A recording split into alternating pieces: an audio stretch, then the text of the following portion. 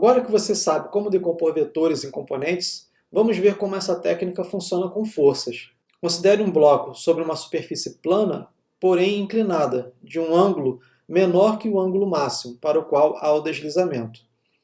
Nessa situação, as forças que atuam sobre o bloco são a força peso, que é a força gravitacional que a Terra exerce no bloco, e a força de contato, que é a força que a superfície exerce no bloco.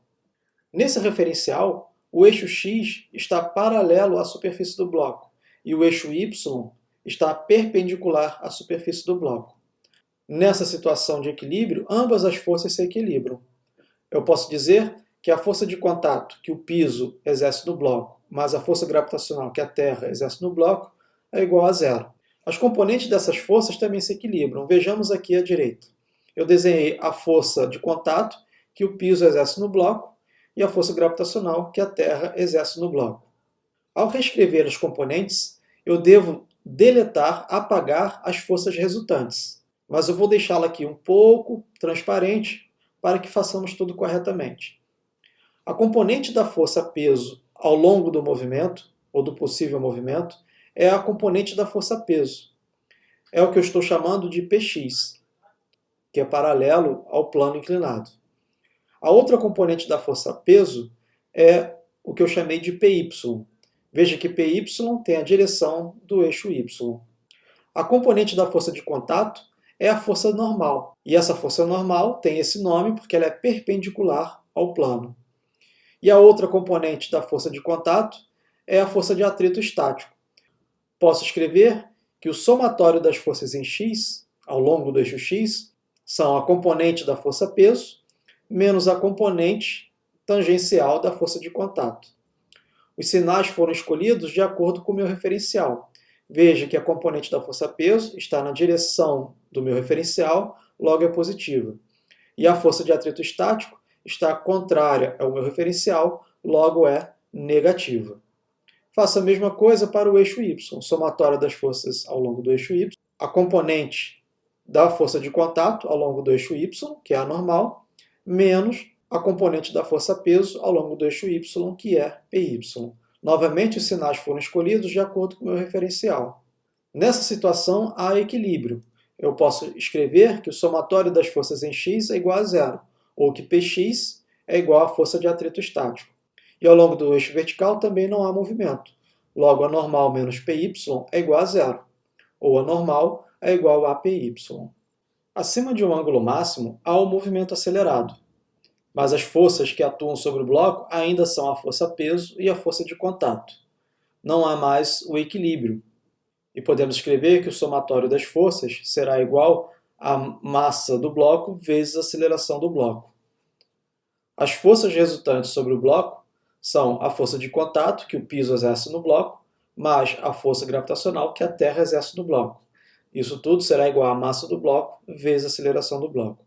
Veja que ao escrever de forma vetorial, eu sempre utilizo o sinal mais, porque eu estou empregando o que o meu operador de somatório me diz. Some todas as forças que estão atuando sobre a massa. Ao analisar as componentes, aí sim eu posso trocar os sinais de acordo com a orientação do meu referencial. As componentes dessas forças se equilibram somente na direção y.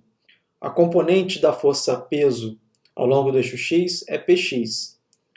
A componente da força peso ao longo do eixo y é Py. A componente da força de contato ao longo do eixo y é a normal. E a componente da força de contato ao longo do eixo x é a força de atrito cinético.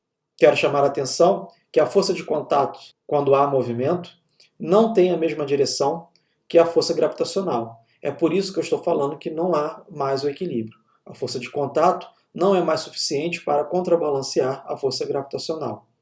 E isso também vai se traduzir nas componentes das forças.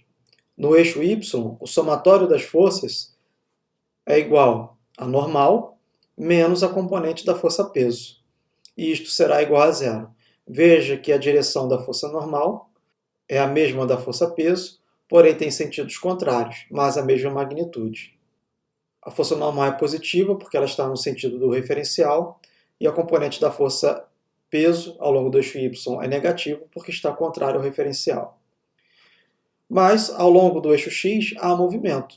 O somatório das forças ao longo do eixo x são a força-peso menos a força de atrito cinético. Isto será igual à massa do bloco vezes a aceleração.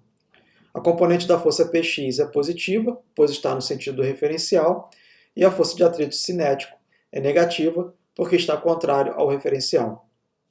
Mas nunca se esqueça de uma coisa: as forças que realmente estão aplicadas ao bloco são a força-peso e a força de contato.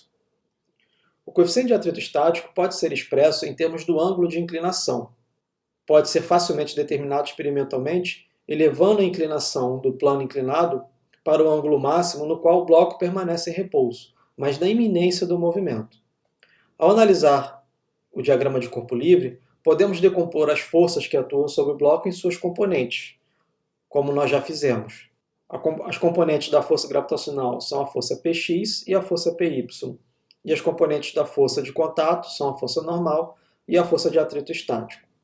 A partir da análise da figura, temos que o somatório das forças ao longo do eixo x são o Px menos a força de atrito. Isto é igual a zero porque há o equilíbrio.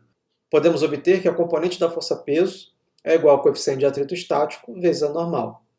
O somatório das forças ao longo do eixo y é igual a normal menos Py, de onde nós podemos tirar que Py é igual a normal. Dividindo uma equação pela outra, chegamos ao resultado, que Px sobre Py é igual ao coeficiente de atrito estático. A normal é cancelada. E a partir da análise geométrica da figura, podemos ver que Px é mg seno θ e Py é mg cosseno θ. Mg é o peso que se cancela no numerador e no denominador. Logo, o coeficiente de atrito estático é a tangente do ângulo máximo. Quando você estiver estudando no BCT, numa das salas de aula, no auditório, coloque uma caneta sobre a prancheta da sua cadeira e vá aumentando o ângulo da prancheta. Veja que a caneta fica em repouso, mas existe um ângulo tal que a caneta começa a deslizar. Se você sabe calcular esse ângulo e calcula a tangente desse ângulo, você determinou o coeficiente de atrito estático entre o material da caneta e o material da prancheta da cadeira onde você está sentado.